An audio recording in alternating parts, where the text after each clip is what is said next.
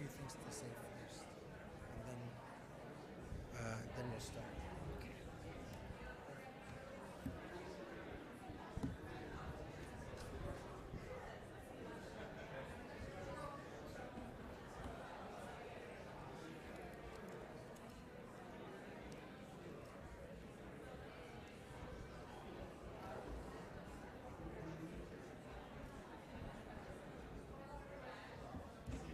Doors closed when we start. I don't need them closed. Well, it should be fine.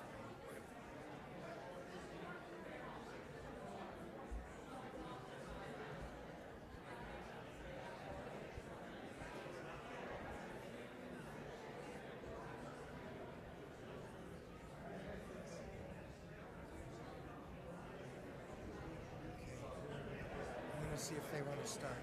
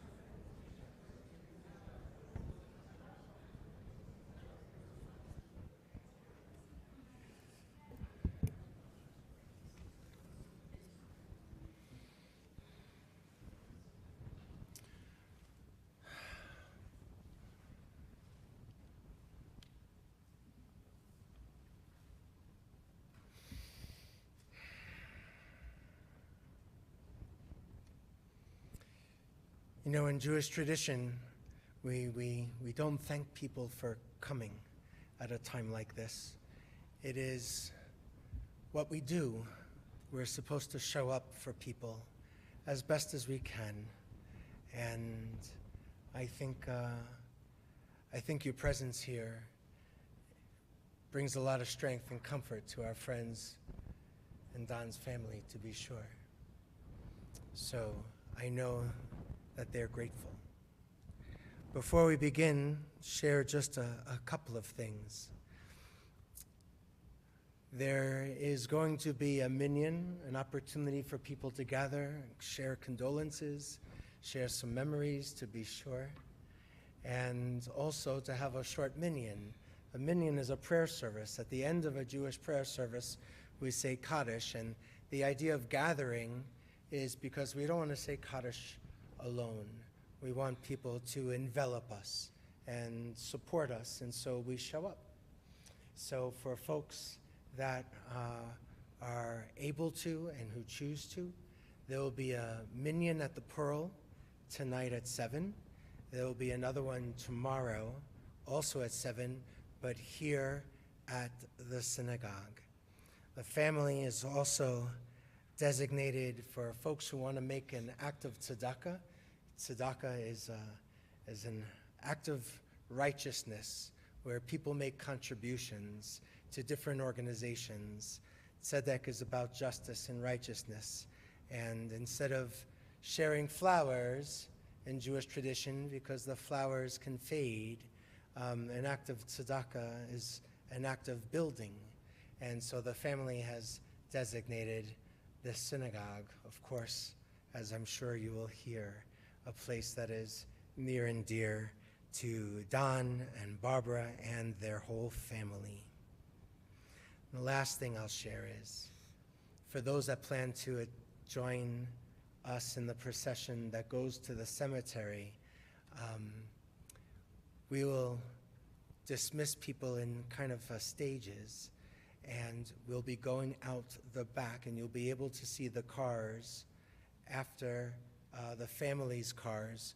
Then carefully we'll be able to go and join that procession and make our way to Green Mountain.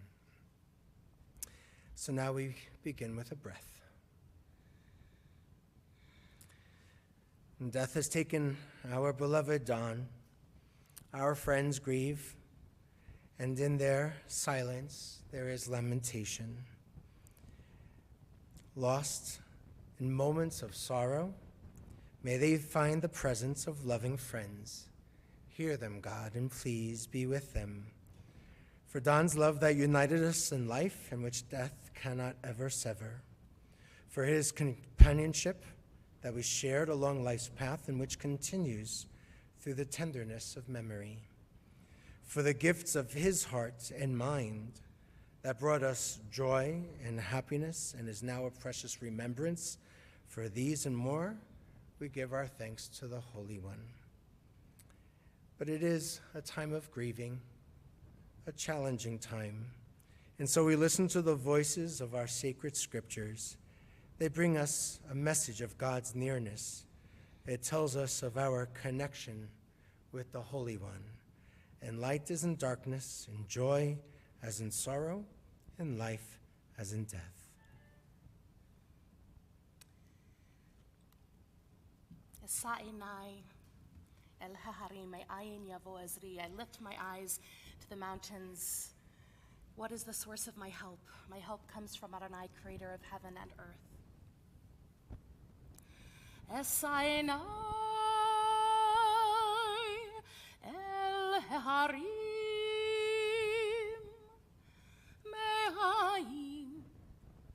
may ayin yavo ezri. Ezri me'im Adonai ose shamayim shamayim va'aretz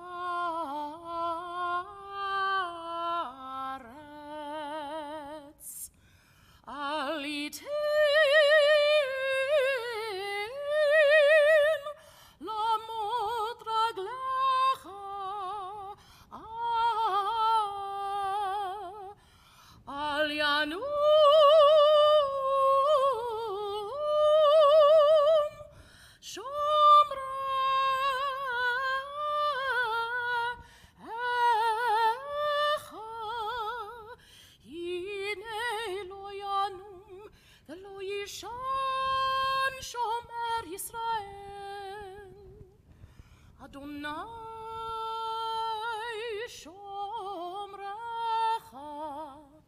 Adonai tzilcha al yad yeminecha yomam hashemesh lo yakeka ve'yareach balayla Adonai yishmorcha mikol ra yishmor et nafshecha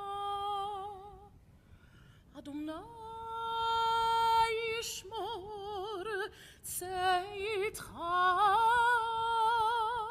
uvecha me'ata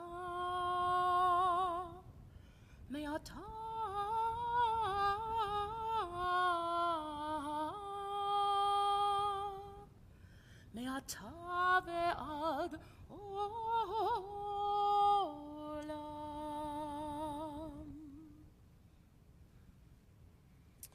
Shamreni el ki chasiti vach, amart la Adonai Adonai ata, tovati bal alecha. Protect me, Eternal One, for I seek refuge in you.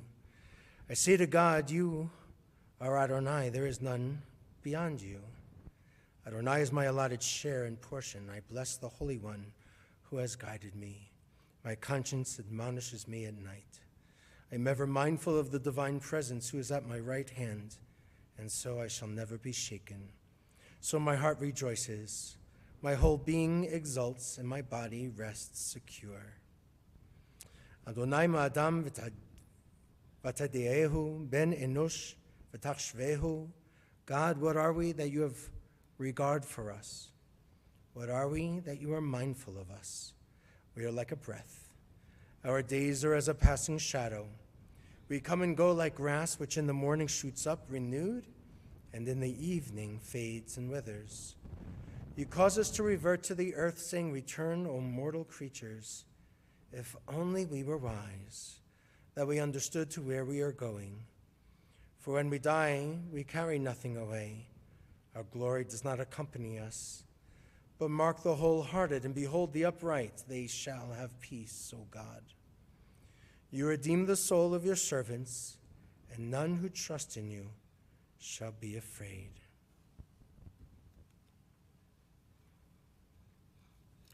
Adonai roi lo echsar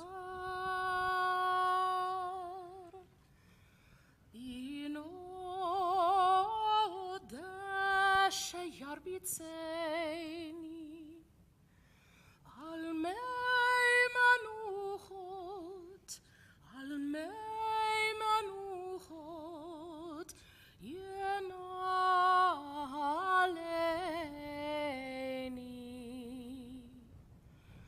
nafshi yeshovev yancheni b'maglei tzedek yancheni b'maglei tzedek leman shemo gam ki elech begeit zalmavet lo irara ki ata imadi shivtecha umishantecha hema yenachamuni taruch lefanai shulchan getzorerai di shanta vashem en roshi kol sirevaya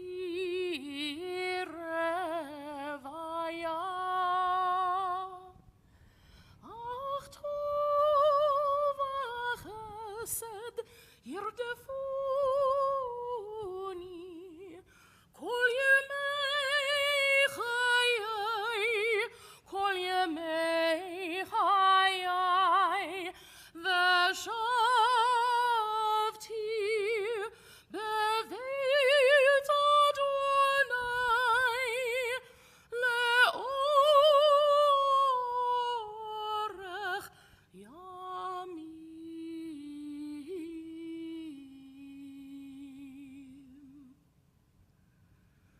Adonai roi lo echsar.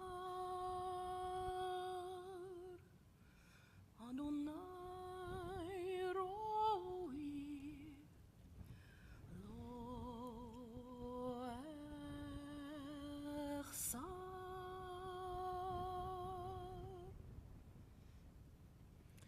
Adonai is my shepherd, I shall not want. God makes me lie down in green pastures, leads me beside still waters, and restores my soul. You lead me in right paths for the sake of your name. Even when I walk in the valley of deep darkness, I shall fear no evil, for you are with me. Your rod and your staff, they comfort me. You have set a table before me in the presence of my foes. You have anointed my head with oil, my cup overflows. Surely goodness and mercy shall follow me all the days of my life, and I shall dwell in the house of the Holy One, now and forever. Going to ask Rabbi Deborah Bronstein, our Rabbi Emerita, to come and share a poem.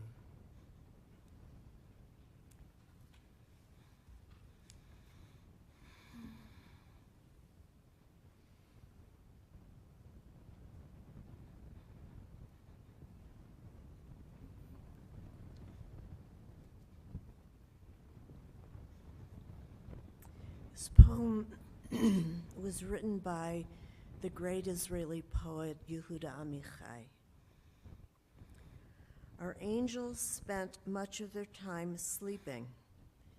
In their dreams, they tear down the new homes by the sea and build old ones in their place. No matter how long they may sleep, 100, 200 years, 10 centuries is not too much. The first to wake up takes the torch that has been handed down, adds a drop of oil to the lamp, blesses the eternal light, and then recalls the name of each and every other angel. And one by one, as they are remembered, they wake up. For them, as for us, there is nothing more beautiful than memory.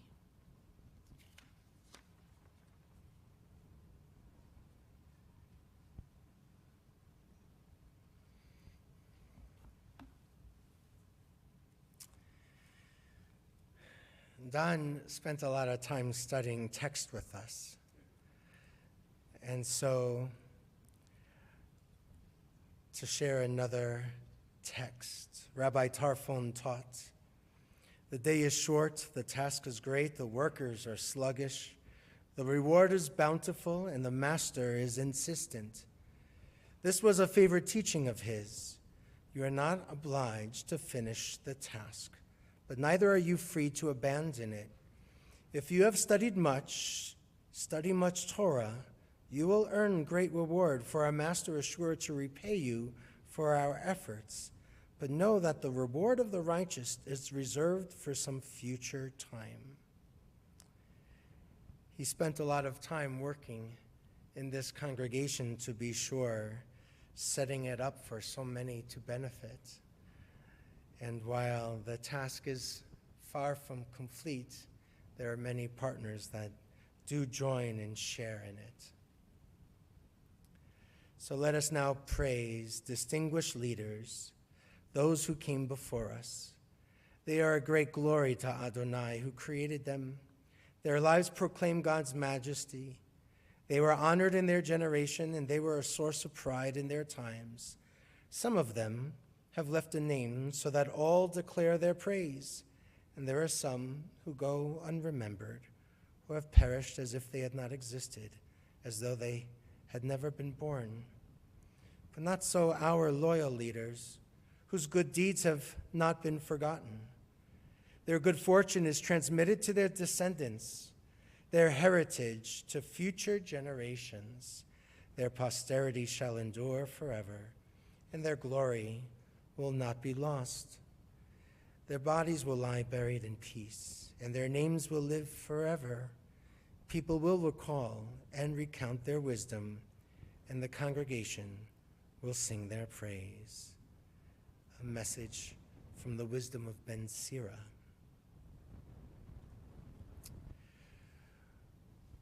At a time like this, we think of words from Job.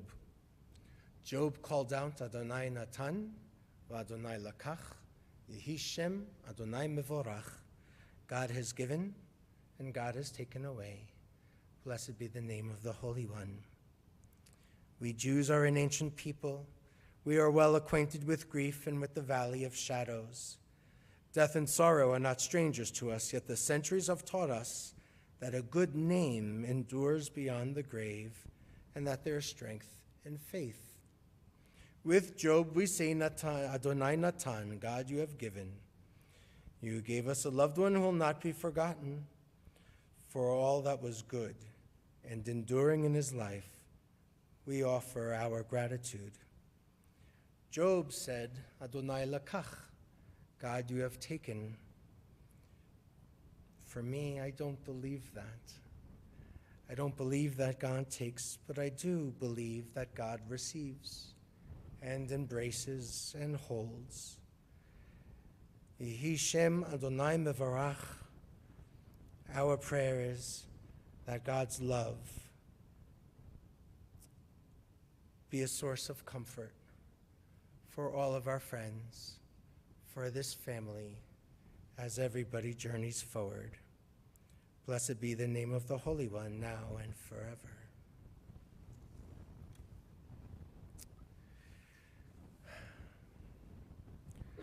So, at the end of this week, the Jewish community is going to begin an observance, observing the days of awe, the high holy days.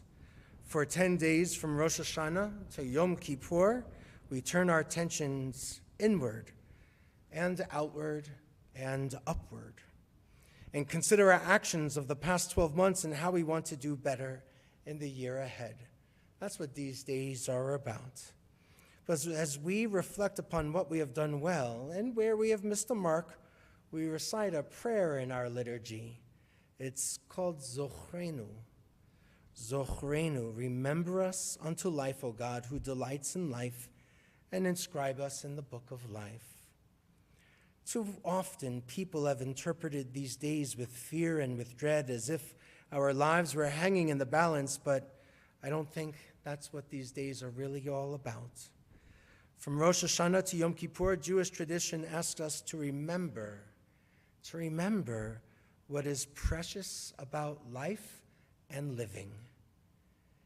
And it reminds us to renew our commitment to preserving and nurturing all that is precious in our world.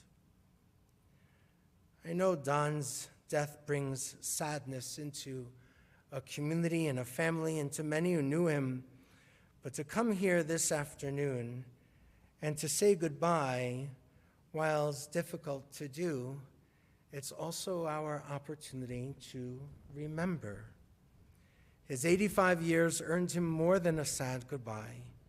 We have much to remember, and at this season especially, to remember is a blessing. And to remember what is precious about life and living, our lives, your lives, is also a special blessing. So we're going to hear about Don from among those who knew him best. We're going to begin with words from Gary, and then Zan, Allegra, and Seth, and Jeff. So if Gary, if you'll come forward.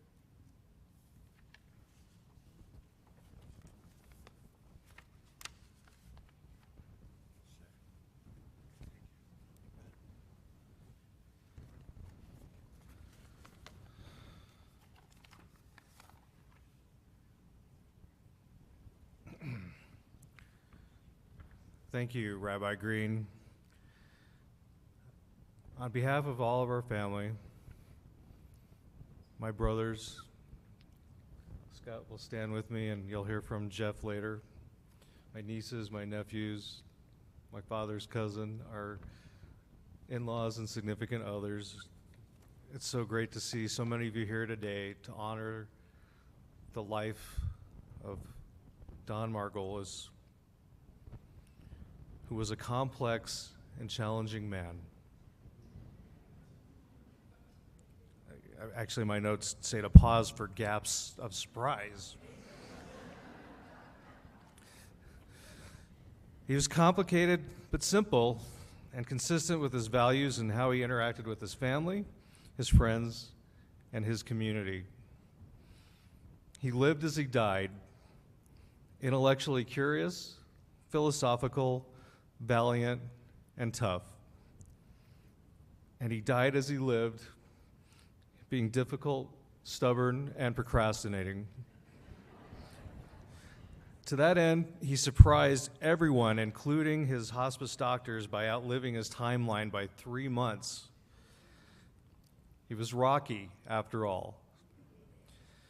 It had been a rough final year for our dad, a stroke that affected his speech, increasing vision and hearing difficulties, and lung congestion that led to shortness of breath and his eventual demise. At the end, he had nothing left in his body, and he was ready. But before that, he pushed back. He pushed back on many of his care recommendations. It exasperated my brothers and I. We asked him during a hospice checkup in his last month why he was so stubborn. And in a rare moment of self-awareness, he said, "It is my stubbornness that is keeping me alive." He was Rocky, after all. That stubborn streak led me to coin a phrase in our family about Dad: "You can't tell him nothing." But at his end, unconscious and with his breaths getting further and further apart, we said to him, "It's okay, Dad. Let go." And he did, and we are relieved that he was comfortable and he is now released from his physical struggle. But we're not going to define his life by the end. There was so much more that came before it. He told us stories about his tough upbringing in a neighborhood where things were rough on the west side of Chicago. His family started receiving war rations, books when he was just 5 years old. Depression-era thinking and food insecurity, which they didn't call it back then, but led him to constantly hoard and save leftovers for the rest of his life. But these experiences made him Rocky. And he gave himself that nickname in part because he talked about being taunted as a Jew by Italian Catholics in his neighborhood and finally finding the strength to fight back. He worked and he studied. He became a bar mitzvah largely on his own. He worked as a lifeguard and he gained admittance to the University of Illinois and leaving that ghetto behind. And his life was going to change again. We can all agree that he married very well. Our mother, Barbara, softened him a bit and introduced him to some family values, although he could still exhibit a fiery spark when provoked. Given his career as a patent attorney, the Rocky Mountain Inventors Congress was a natural fit. He helped in its formation and growth in over 20 years of dedication. It led him to patent hundreds of useful and fun inventions. And here's one of them.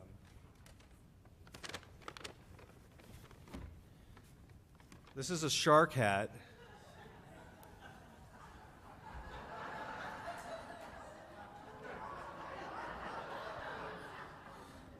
My brother is modeling the girl version. We're not sure if the inventor was inspired by Jimmy Buffett, but it's worth noting that he preceded my father in death by a mere 4 days.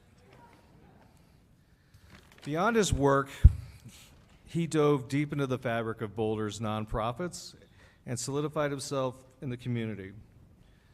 As a board member of the YMCA and regional chief of the Indian Guides and Trailblazers, there were many activities that provided my brothers and I with some of our happiest childhood memories. We also enjoyed him lumbering around our house, making noises like the Gorn from Star Trek. You'll hear a lot more of these from some of his grandchildren later. Dad was ardent about his charitable causes and volunteer work. The Boulder Optimists and Rotary Clubs were important to him at various stages of his life. He readily accepted leadership roles and worked hard to create a giving community within each. It was the Optimists that solidified the Rocky nickname, actually, as they played the theme song when he was became president of the Luncheon Club chapter. His lifelong passion, however, was his dedication to the Boulder Jewish community. He was fiercely proud to be a founding member of Har HaShem. He worked tirelessly on many committees, served on the board in several roles. He was one of our first treasurers.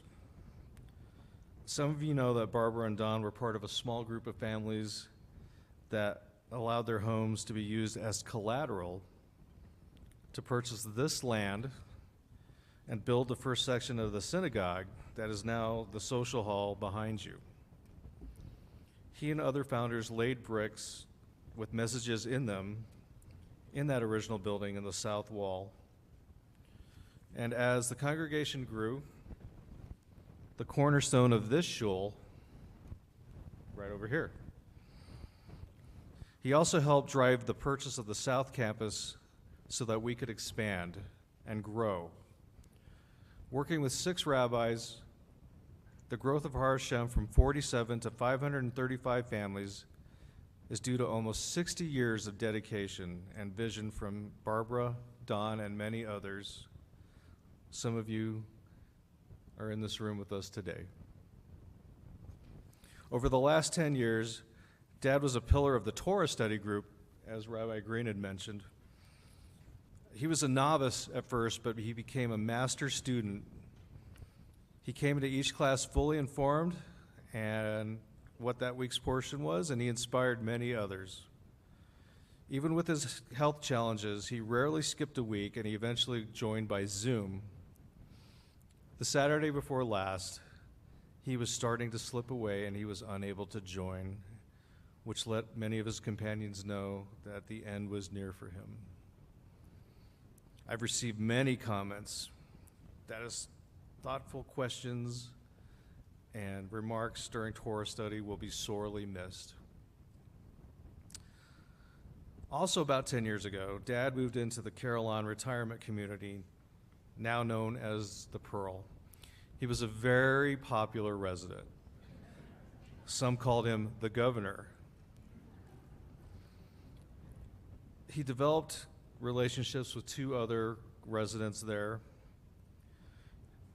including several years and many adventures with Sue Young, and more recently, Ann Trimble. Ann did not leave his side during his final weeks, and our family is grateful for her care and support.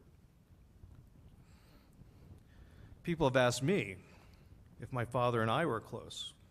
Of course, I said. He lived 12 blocks away. But seriously, after I moved back to Boulder about 8 years ago, I spent a lot of time with him. Dinners at the Carillon, Pearl, and doctor's appointments, and a lot of conversations. We talked by phone nearly every day, and I got to know him in a different way and understand him and the way he was under a different lens. Like most of us, he had mellowed with age.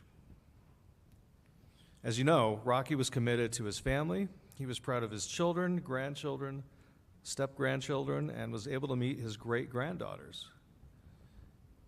And he was thrilled to hear of the recent birth of his great-grandson about a month ago. One blessing of being in hospice is knowing that you have finite time left. And so Dad contributed to his own obituary, which is printed on the cards you're holding. But here's some lines that didn't make the final cut, but that he wanted to be known for. It may have been his blue eyes, classic nose, or energy output, but if you met Rocky, you probably remember him. He had intellectual and philosophical curiosity his whole life and was lucid and clear until the very end. He was rough around the edges, but intellectually valiant. End quote. It's hard to argue with any of that. His charm and his convictions drew people to him. And so, Dad was able to say goodbye to many friends from his community and our synagogue before he died. As Dad taught us, a long and complete life is a blessing, but what we learned from our mom is that a shorter life full of love is also a blessing. And now we put a final stitch in the fabric of his life that contains all that went before him and all of you that are here today. May his memory be for a blessing.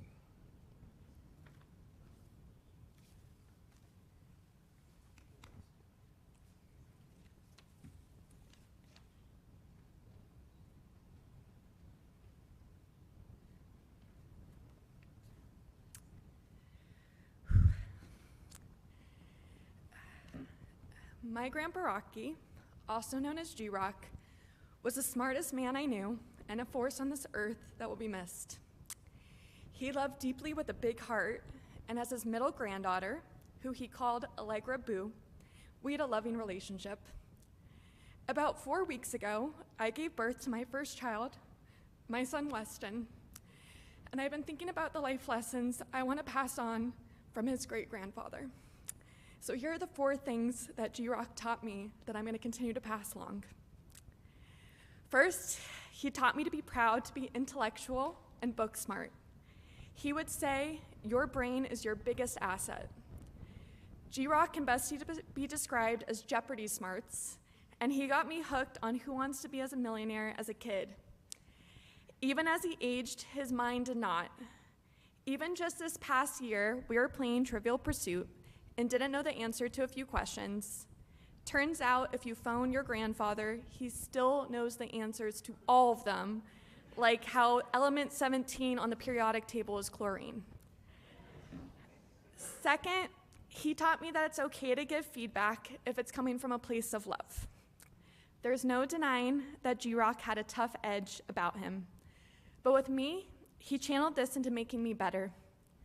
From our many phone calls, I remember him telling me years ago, Allegra, I love you, but you sound like a chipmunk over the phone. If you want to be taken seriously as a professional, I recommend you speak slower and clearer. Harsh, but I needed to hear it. And would you know that every call since then, over the past 10 years, he would acknowledge this point, telling me that I had improved in this area and provide positive reinforcement. It really did mean a lot to me. Third, he taught me how to be extremely proud of my Jewish heritage. And that's not lost on me as we sit in the synagogue where he was a founding member. And Rocky would lead our Passover Seders over the years, and we continue to replicate those to the best of our ability. In a crowded room, we were known for the Rocky Tracker. He would shout, "Oi!" and we were trained to respond, no matter how far away or how big the crowd. At James and my wedding just 5 years ago, he took center stage during the Hora as our patriarch. We have so many great pictures to prove it. Rocky and Grammy were truly the foundation of our Jewish home, and that's something that we're going to continue with our son. And finally, that 4th lesson, he taught me how lucky we are to be family. He would always tell me we're so lucky as we shared updates on our family, got together for holidays, bar mitzvahs, weddings. And it seems appropriate that as I spent the last time with G-Rock pregnant just a few weeks ago, his last words as he touched my belly were good luck to Weston. G-Rock, your legacy will be remembered and passed down. I hope wherever you are next, you're reunited with Grammy, have a bottle of Cholula hot sauce with you at all times, and a fridge full of all your favorite leftovers. We love you and will continue your legacy.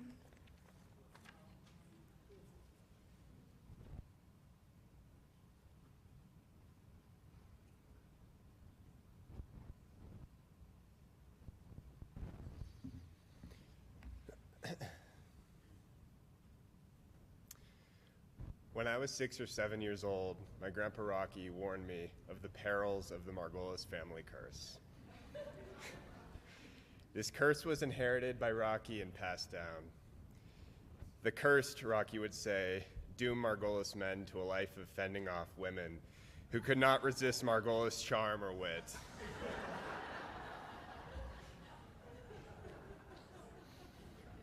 Love can be displayed in many different ways. One way that Rocky showed me love was by telling me all the ways I'd look and act just like him. Every day after Thanksgiving, he would sit me down and share stories of his childhood and young adult years. He would tell me his best moments and struggles. He'd tell me how he wooed my Grammy. He shared lessons that took him a lifetime to learn so that I may hopefully act out on these wisdoms faster than he could have. I know he truly did want the best for me and the whole family. Now, is the Margolis curse real? I'll leave that for you to decide.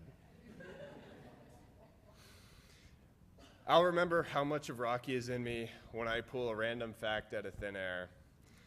I know he'll be nodding in approval when I lay down for a midday nap. And I know he'll always be nearby when a sizzling plate of fajitas gets delivered to the Margolis family table. So today, we must say an earthly goodbye to a grandfather, a father, a friend. I find comfort knowing my Grammy was there to hug and welcome him to whatever comes next. Although, I'm sure she still let him know she has a mahjong appointment later she has to keep. So I know this. I know if we can carry on Rocky's best traits, his steel trap memory, his charm, and his ability to surround himself with family, we'll all be okay. I love you, Rocky.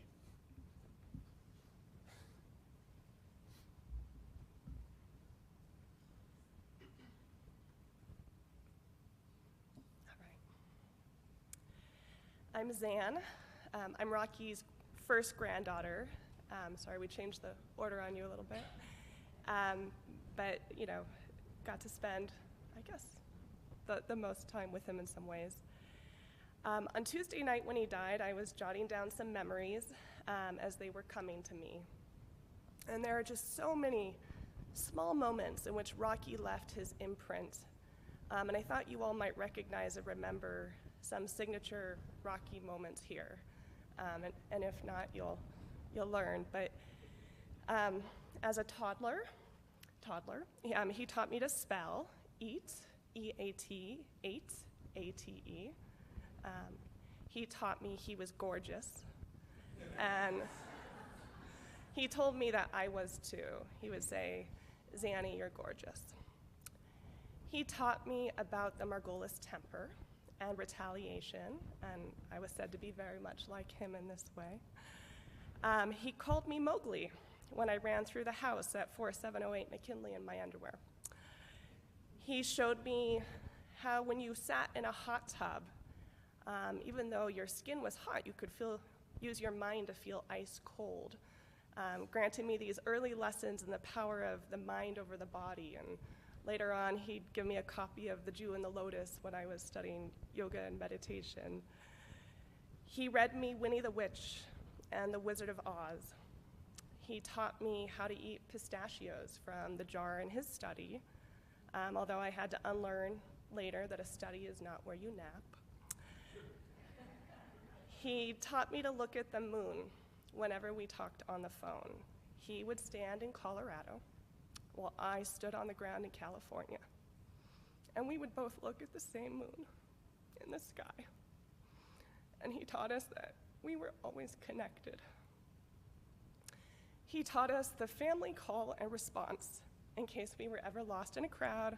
Oi, they, and it embarrassed me to no end. My bat mitzvah was his 64th birthday, December 29th, which is also around the time that I got the famous Margolis nose, Ollie's nose, who I'm named for. He taught me to look for a husband who was smart, tall, and Jewish. He added nice later, well after I'd started dating, and claimed it had always been on the list, but I told him I could only give him 2 out of 3. I think we all should know here I use Cholula on my eggs every morning, and even more items these days, and my husband calls me out on how adept I am at rummaging through the fridge to turn all the leftovers into full meals. I could go on and on, but I think what I wanted to share and what I was reflecting on this week is our Grammy and Rocky experience was so driven by Grammy.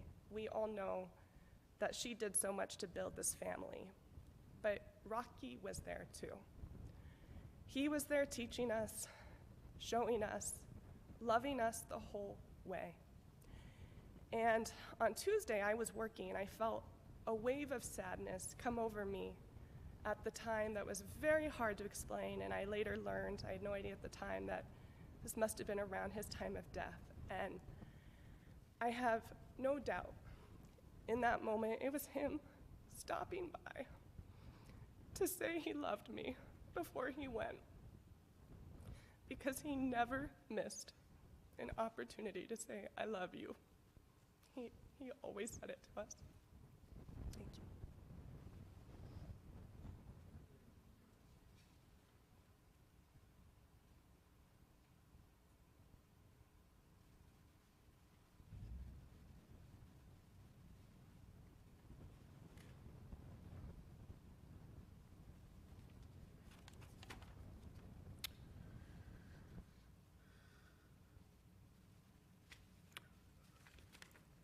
I'm Jeff. I'm the middle son. Try holding this family together. So I created an ode to my dad. Before I start, though, I'd like to thank Rabbi and Cantor. I'd like to thank everyone in the congregation who sat and did the holy ritual of watching over my dad at the mortuary, and thank all of you who will be joining us for the interment later on today, and we hope to see most or all of you at one of the two Shivas, please. This is a fairly serious piece with a bit of humor. I wrote it for my brothers. And in turn, for their children. And this is about what Rocky gave us.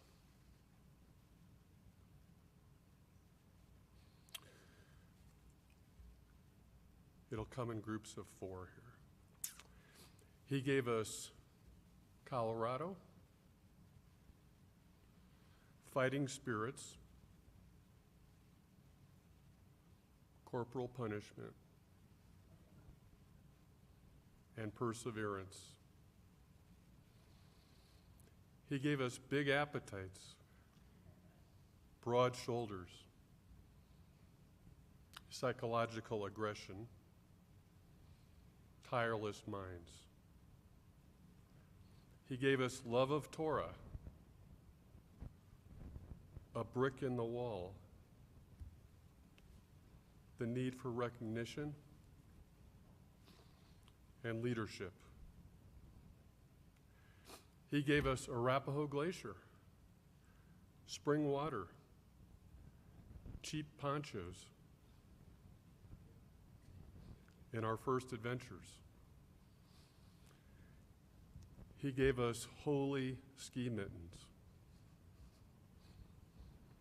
chieftain status, cheap fishing poles, magic fire. He gave us tons of rocks, a compost heap, a shredded rug, unfinished projects. He gave us a stone's throw, baseball bats, humiliation, and contrition. He gave us substantial schnozzes, olfactory genius, dirty looks, and good looks. He gave us big thoughts, solid logic, flash tempers, our name. He gave us direct eye contact, full heads of hair, thrift, and generosity. He gave us discipline, stubbornness, fear, and courage. He gave us love, pain, contradictions, and in the end, he gave us his best. Thank you.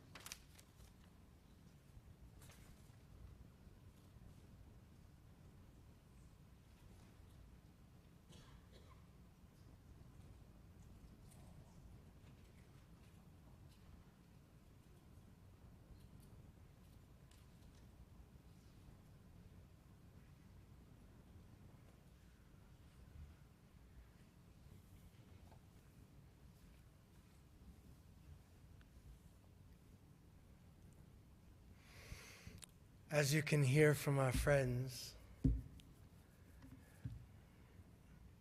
Don was a complicated man and had lots of gifts to share and did. And clearly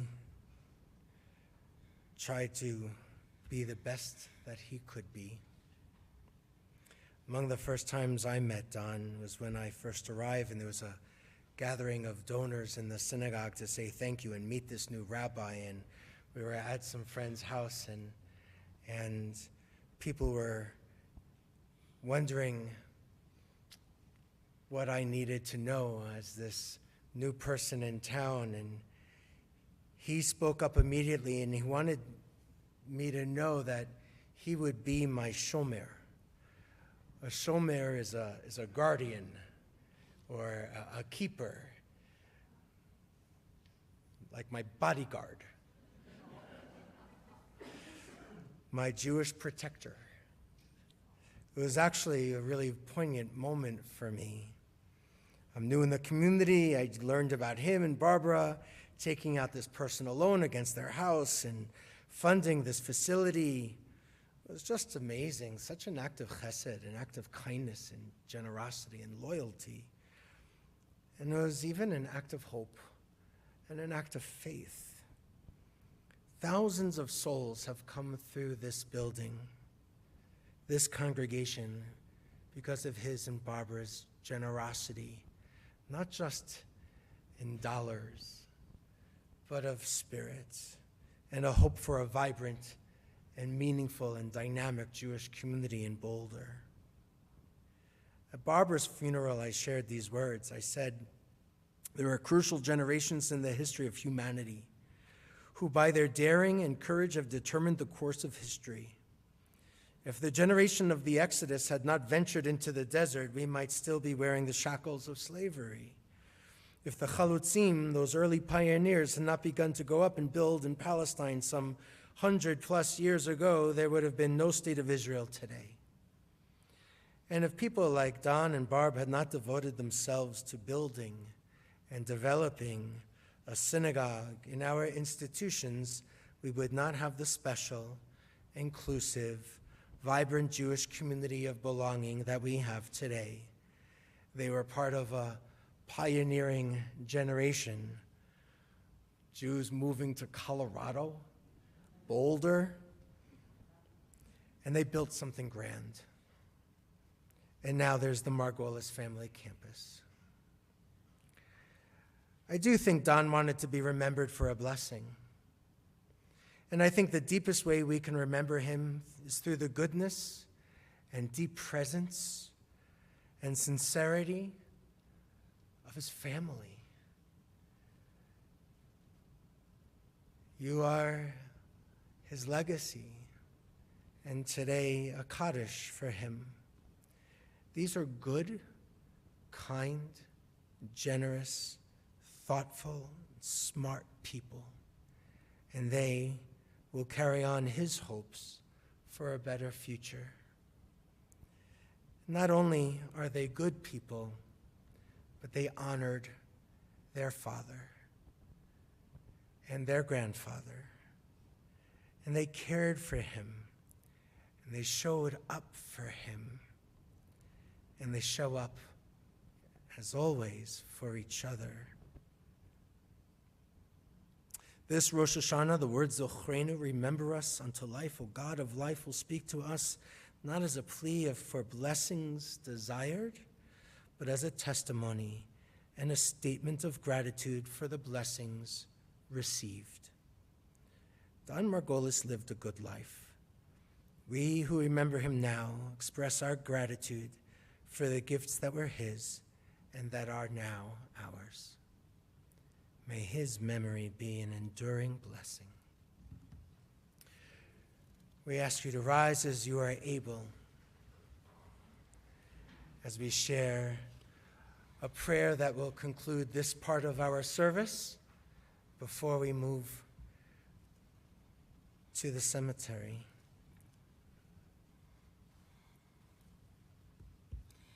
El male rachamim, shochein b'meromim, hametzei menucha nechona tachat kanfei hashechina, im keroshim utehorim kezohar harakia mazhirim et nishmat David ben Ruven ve'Aliyah shalach le'olamo Bal harachamim yasdirehu beseter knafav le'olamim v'yitzror b'tzeror hachayim et nishmato Adonai hu nachalato v'yanuach b'shalom al mishkavo v'nomar Amen.